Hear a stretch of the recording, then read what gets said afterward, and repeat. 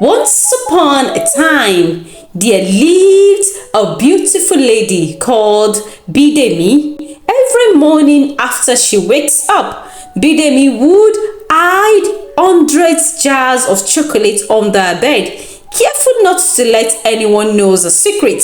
She loves chocolate more than anything in the world. Whether a love for chocolate is a blessing or a curse, Bidemi cares less. She lives alone, working remotely from a small and peaceful village. Once a week, a delivery truck would roll into the village loaded with jars of chocolate. The delivery man would carefully unload them into a storeroom, and every morning Bidemi would arrange 100 jars under her bed, consuming each jar as she walked from the comfort of her bed. To Bidemi, her obsession with chocolate seems harmless. She has everything she needed: a remote work, a quiet village, and an endless supply of chocolate. But she is 39 years old with no husband, no children, yet with each creamy bite of the chocolate, her life seems complete. Until one fateful night, when a loud knock came at her door, Bidemi stood frightened. No one ever visits her, as she has no friend or acquaintance in the village. Still in shock, she approached the door and opened it a little. Standing there is a tall man covered in a long, dark robe. His face is the only visible part, and in his hand called a black cat with glowing eyes. "Bidemi," he said in a voice that echoed as if it came from the depth of the earth. "I have been watching you. What is the meaning of this delay? Time waits for no man." Bidemi was confused. "How did you know my name?" was the only thing she could ask. "I'm Adetayo, your spirit husband." At that moment, Bidemi burst into an uncontrolled laughter. "This sounds like an old folktale. Spirit husband, you say? Woman, I celebrated my 45 years old birthday yesterday, and I'm not getting any younger," Adetayo said. "I've been waiting for you for ages. I have to borrow this body to communicate my grievance. The only thing you care about are those jars of chocolate. Come inside," Bidemi said suddenly, inviting a total stranger into her home and at night. "Close your eyes," she said to Adetayo as he stepped into her sitting room, and she scooped a spoonful of chocolate into his mouth and into her mouth as well. "I can't give up this sweetness for anything in the world and beyond the world, since you came from the spirit world." The sweetness burst inside Adetayo, secreting the rich cocoa flavor into his mouth. But immediately he shook off the feeling. "I'm giving you 5 days or else. But now I have to return this body." He rushed out of the room and vanished into the darkness of the night. Bidemi's heart pounded in her chest. What's going on? Spirit husband? 5 days? A borrowed body? This must be a prank, and I must find out who is behind this trick.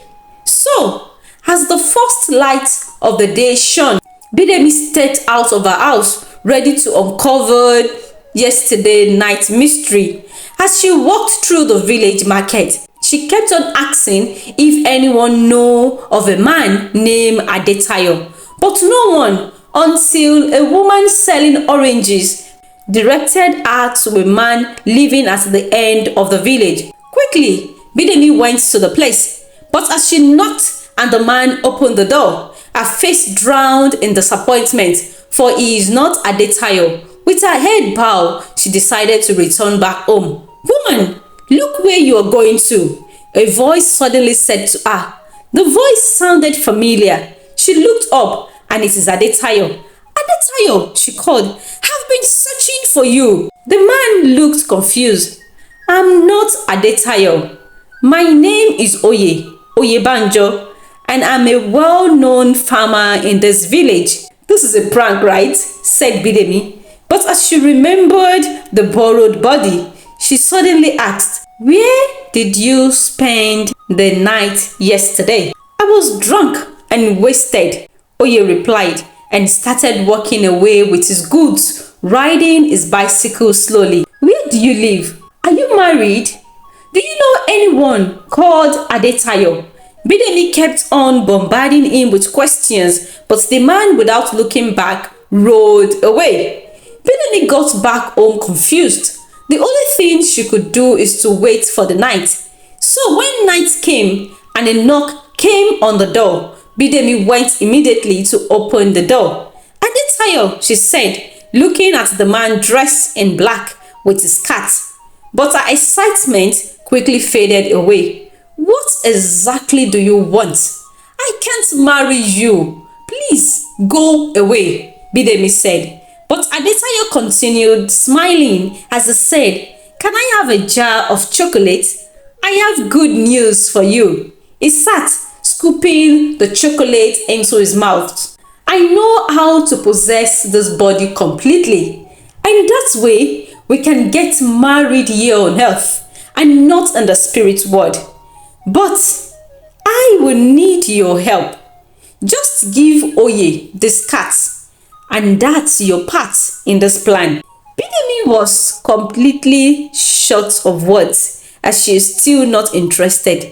"Please, can you go away now? Like, you are disturbing my peace." Suddenly, a strong wind blew into the sitting room, raising the curtains, lifting jars of chocolate off the floor, and shutting the candle off. The cat ran into a corner. Bidemi was scared as Adetayo looked uncomfortable, rolling on the ground. Then suddenly, it stopped. "Where am I?" he suddenly asked. Bidemi, still scared and confused. "Oye," she said, "is that you? Woman, what do you want from me?" Oye seems to recognize her as the woman he met earlier in the day. "Stay away from me." He stood up and headed for the door. The black cat followed him, but Oye chased the cat away. "Where is my keg of palm wine?" Bidemi, still at her corner, couldn't believe what she just witnessed. Things are getting complicated. She looked at the cat, deciding what to do with it, when a loud knock came again at her door. Her quiet life seems no longer quiet. Thinking perhaps Adetayo has possessed the body back, she opened the door. But to her surprise, a pretty lady stood at the door, her expression angry. "Stay away from my man," Yomade said angrily, "or else." She brought a bowl full of water and splashed it over Bidemi's face. "Next time, it will be hot water." Bidemi just stood there, drenched and speechless as she wiped the water away from her face, her mind racing. First, a spirit husband, then a confused farmer, and now an angry woman claiming she has some claim on Oye, the man Adetayo is using as a vessel. This situation is getting out of hand, and she has no idea of how to make it stop. So the next morning, she went into the market square. She met with the orange seller, demanding if she knew of any farmer called Oyebanjo. The orange seller expression changed. "You dare not mention that name in the daytime, for he is betrothed to the princess, Princess Yomade. But we all know that he is not in love with the princess. Their wedding is in 3 days." Oye drinks heavily these days, trying not to think about his coming wedding, for it is a wedding of obligation and not of love. Bidemi breathed deeply. The more she seems to discover, the more confused she is. She has indeed settled in this village without knowing anything or anyone. She has only loved the solitude and quietness she enjoyed in the village. But there is more. Who is Adetayo? How did their fate entwine? She looked at the jars of chocolate buried beneath her bed. She seems to have lost appetite. The black cat rubbing against her ankle, purring softly. Suddenly, the door opened and it was Adetayo. Bidemi panicked. How did you enter? It is not dark yet.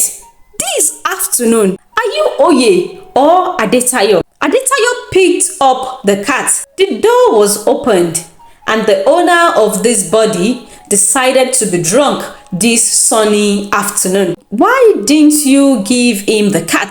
Bidemi looked at Adetayo, stood closer to him and said, "Kindly count me out of your nonsense." "Woman," said Adetayo, "it seems you don't understand what's at stake.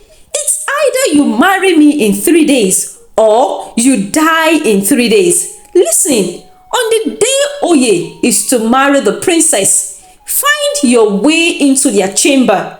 Bring this cat along, for I know Oye will be heavily drunk that night.